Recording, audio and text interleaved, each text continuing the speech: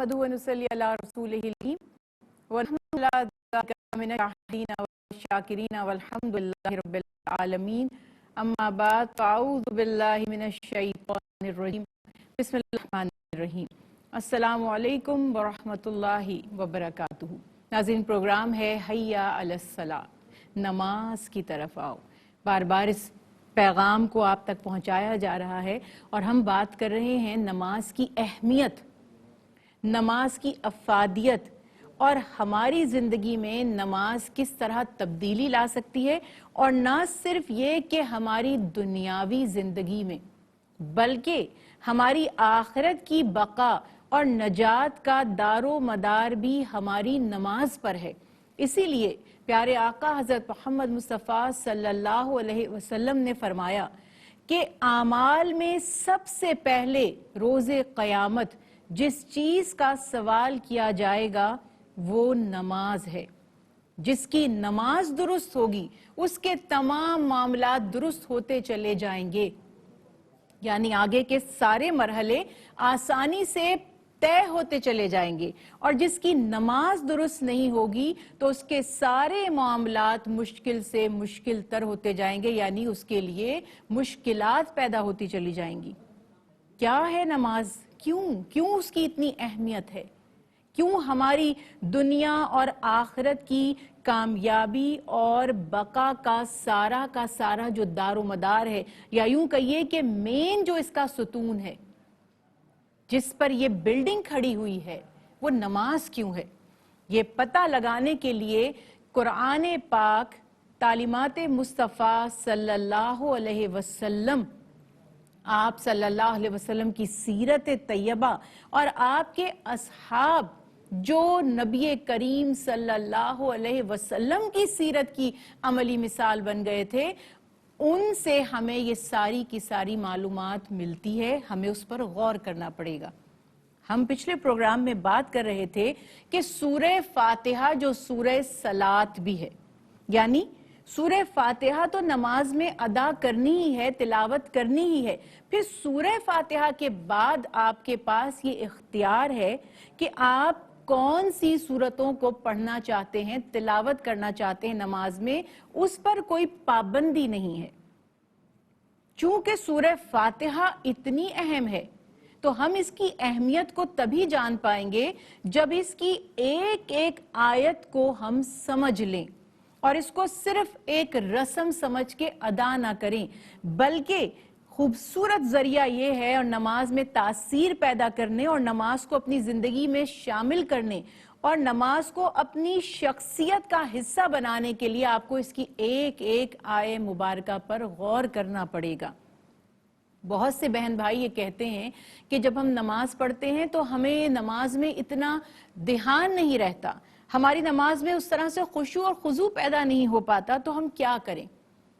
مختلف اساتذہ کرام، مختلف علماء دین اس کے مختلف طریقے بیان کرتے رہے ہیں، مگر اس کا ایک بہت ہی زیادہ ایفیکٹو طریقہ یہ ہے کہ آپ جس کی بارگاہ میں کھڑے ہیں، جو پیارے آقا حضرت محمد مصطفیٰ صلی اللہ علیہ وسلم نے فرمایا کہ گویا نماز ادا کرتے وقت تمہاری کیفیت یہ ہونی چاہیے کہ تم اللہ کو دیکھ رہے ہو جس سے تم ملاقات کر رہے ہو، اور اگر تم یہ کیفیت نہیں پاتے، یعنی یہ ممکن نہیں ہے کہ ہم اپنے اوپر یہ کیفیت طاری کر سکیں کہ ہم اللہ کو دیکھ رہے ہیں، تو کم از کم یہ تصور تو کر سکتے ہیں نا کہ اللہ سبحانہ وتعالی ہمیں دیکھ رہے ہیں۔ اس میں تو کسی مومن کو کوئی شک شبہ نہیں ہے۔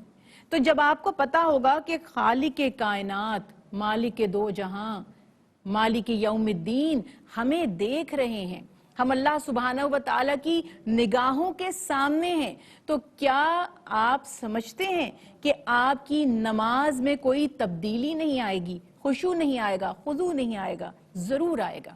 اور پھر اس سے بڑھ کر ایک چیز اور جس سے آپ مخاطب ہیں، کمیونیکیٹ کر رہے ہیں، آپ کو پتا ہے کہ آپ اس سے کیا کہہ رہے ہیں؟ اگر آپ کسی کے پاس جائیں اور اس سے اپنا پیغام دیں، اس سے بات چیت کریں، تو اگر آپ کو اس لینگویج میں وہ بات چیت لکھ دی جائے جس میں آپ کو پتا نہ ہو کہ آپ کہہ کیا رہے ہیں، تو نہ تو آپ کی باڈی لینگویج اس کی کمپیٹیبل ہوگی، اس سے مطابقت رکھتی ہوگی، اور نہ آپ کی بات میں وہ اثر پیدا ہوگا جو اگر آپ کو وہ مفہوم سمجھ آ رہا ہوتا تو اثر ہوتا۔ جو بات ہم دل سے کہتے ہیں نا، وہ دوسرے کی بھی بات کانوں تک پہنچتی ہے اور اس کے دل پر اثر انداز ہوتی ہے۔ دل سے جو بات نکلتی ہے اثر رکھتی ہے، پر نہیں طاقت پرواز مگر رکھتی ہے۔ تو جب بارگاہ الہی میں وہ دلوں کے حال جانتا ہے رب، اللہ سبحانہ تعالیٰ کو سمجھانے کے لیے ہمیں کوئی جد و جہد نہیں کرنی پڑتی، صرف ہمارا اخلاص نیت شرط ہے۔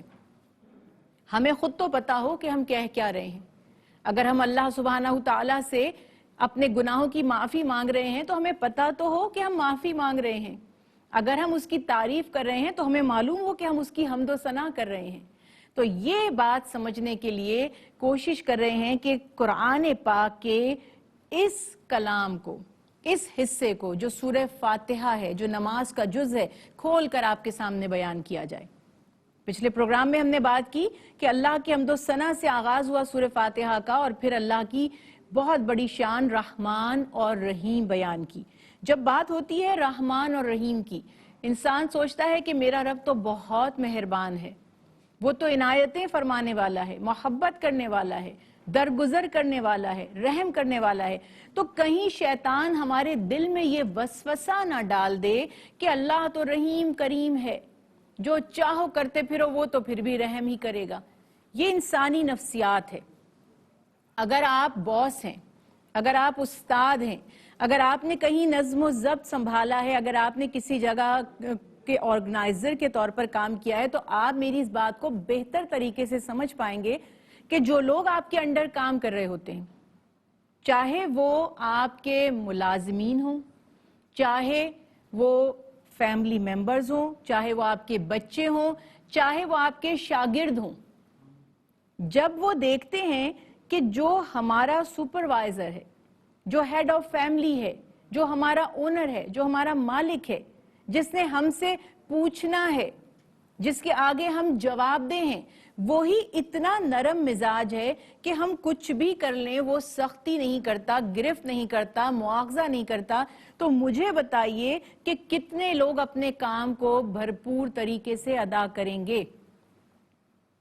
کسی بھی آرگنائزیشن میں اگر آپ کے اوپر آنے جانے کی ٹائم کی پابندی کی سختی نہ ہو، اگر آپ کے اوپر ریگولیرٹی کی سختی نہ ہو، تو آپ تو سوچیں کہ کوئی بات نہیں، کوئی نہیں پوچھتا آج ذرا دیر سے چلے جاتے ہیں، کوئی نہیں پوچھتا آج نہیں جاتے، کوئی نہیں پوچھتا آج کا کام پورا نہیں کرتے، کل کر لیں گے، پرسوں کر لیں گے، چلو ہم نے نہیں کیا باس کسی اور سے کروا لیں گے، باس تو سخت ہی نہیں ہے، باس تو پوچھتے ہی نہیں ہیں۔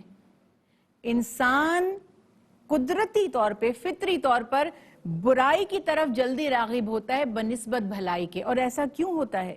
ایسا اس لیے ہوتا ہے کہ نفس ہمارا جو ہے وہ شکنجے میں ہے، نفس شیطان کے بہکاوے میں رہتا ہے۔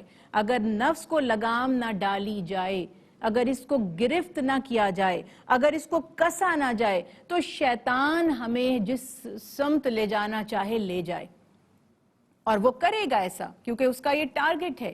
اس نے ہمیں حق سے روکنا ہے، اس نے ہمیں خیر سے روکنا ہے، اس نے ہمیں اللہ کے ذکر سے روکنا ہے۔ ہر برا کام ہمارے لیے وہ آسان کر دے گا، ہر اچھائی کو ہمارے لیے وہ مشکل کر کے پہاڑ کے برابر کر کے بنا کر دکھا دے گا۔ تو یہ جو جنگ ہماری نفس کے خلاف ہے، یہ چلتی رہے گی۔ اسی لیے اللہ سبحانہ و تعالی نے انسانی نفسیات کے تحت یہ فرما دیا الرحمن الرحیم کے بعد مالکی یوم الدین، مالکی مالک، یوم الدین جزا کے دن کا، جزا و سزا، بدلے کا دن۔ ہم بحیثیت مسلمان یہ بات اچھی طرح جانتے ہیں کہ جب ہم مر جائیں گے تو ہم مٹی میں مل کر فنا نہیں ہوں گے، ہم ختم نہیں ہو جائیں گے۔ جس طرح بہت سے لوگ یہ گمان کرتے ہیں کہ ایک ہی زندگی ہے، جتنا جیئیں گے جی لیں گے، اس کے بعد ختم ہو جائیں گے اور قبر میں گل سڑ جائیں گے اور مٹی میں مٹی ہو جائیں گے۔ مٹی میں مٹی تو ضرور ہوں گے، لیکن پھر دوبارہ اٹھائے جائیں گے، یہ بھی قرآن پاک نے بتایا۔ قرآن پاک کی کوئی بات، نبی کریم صلی اللہ علیہ وسلم کی کوئی تعلیم آج تک کوئی جھٹلا نہیں سکا۔ جتنے احکامات پر تحقیق ہوئی سب کو ماننا ہی پڑا۔ اب ظاہر ہے کہ ابھی روز جزا آیا نہیں ہے تو اس کو کیسے جھٹلا سکتے ہیں؟ تو اللہ سبحانہ تعالیٰ نے بیان فرما دیا کہ تمہیں ایک مخصوص وقت تک کے لیے دنیا میں بھیجا گیا ہے، ایک مقصد کے لیے بھیجا گیا ہے۔ یہ انسان کی تخلیق باقاعدہ ایک پلاننگ ہے۔ انسان حادثاتی طور پر نہیں بنا، اور ایسا بھی نہیں ہوا کہ پہلے وہ جانور تھا اور بندر تھا اور پھر وہ تدریجی مراحل طے کرتے کرتے ارتقا کے انسان کی شکل میں وہ اس کی فارمیشن ہو گئی اور وہ بہت خوبصورت اور بہت سیولائزڈ اور بہت ویل مینرڈ ہو گیا۔ انسان ہی تھا اور ایک مخلوق تھا اللہ کی تمام مخلوقات میں سے، اور اللہ سبحانہ تعالیٰ نے فرمایا کہ میں نے بنی آدم کو مرتبہ اور مقام دے دیا، ایک اہم اسٹیج اس کو عطا کر دی، ایک اہم رتبہ عطا کر دیا، اور پھر فرمایا کہ تمہیں تخلیق ہی اس لیے کیا گیا کہ دیکھا جائے، جانچا جائے کہ تم میں سے کس کا عمل کیا تھا۔ ایُّکم احسن عملا، کون ہے تم میں سے جو اچھا کام کرنے والا ہے؟ دنیا میں اچھائی اور برائی دونوں کا تصور موجود ہے۔ جیسے تاریکی ہے ویسے روشنی بھی ہے، جیسے شیطان کو مہلت دی گئی ویسے انبیاء علیہ السلام کو ہدایت کا پیغام بھی دے کر بھیجا گیا۔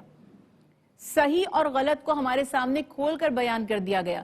صحیح راستے پر چلنے سے کیا انعام ملے گا، کیا اجر ملے گا، کیا ثواب ملے گا، وہ بھی بتا دیا گیا، اور غلط راستے کے انتخاب پر نتیجہ کیا نکلے گا، کیا سزا ہوگی، کیا انجام ہوگا، وہ بھی واضح ہو گیا۔ اب اختیار ہمیں ہے، ہم اپنے لیے کیا چننا چاہتے ہیں۔ ہم اللہ کی رضا چاہتے ہیں، آسودگی چاہتے ہیں، نجات چاہتے ہیں، یا جہنم کی دہکتی ہوئی آگ چاہتے ہیں؟ تو اللہ سبحانہ تعالیٰ نے بیان فرما دیا، بے شک میں رحمان ہوں اور رحیم ہوں، لیکن یہ مت بھولنا کہ میں یوم الدین یعنی جزا کے دن کا مالک بھی ہوں۔ اس دن سب سے ان کے کاموں کا حساب لیا جائے گا۔ نیکی کرنے والے اہل ایمان دائیں جانب چلے جائیں گے جو جنت کی راہ ہے، اور کفر پر رہنے والے اور گناہوں میں پڑے رہنے والے بائیں جانب روانہ کر دیے جائیں گے جو جہنم کی راہ ہے۔ تو یہ احساس ہمیں دل میں پیدا کرنا ہے کہ بے شک میرا رب کریم ہے، رحیم ہے، میں اس چیز کا مستحق نہیں ہوں جو میرے رب نے مجھے دیا، لیکن اس سے یہ نتیجہ نہ نکال لیں کہ جنت میں بغیر عمل کے پہنچ جائیں گے۔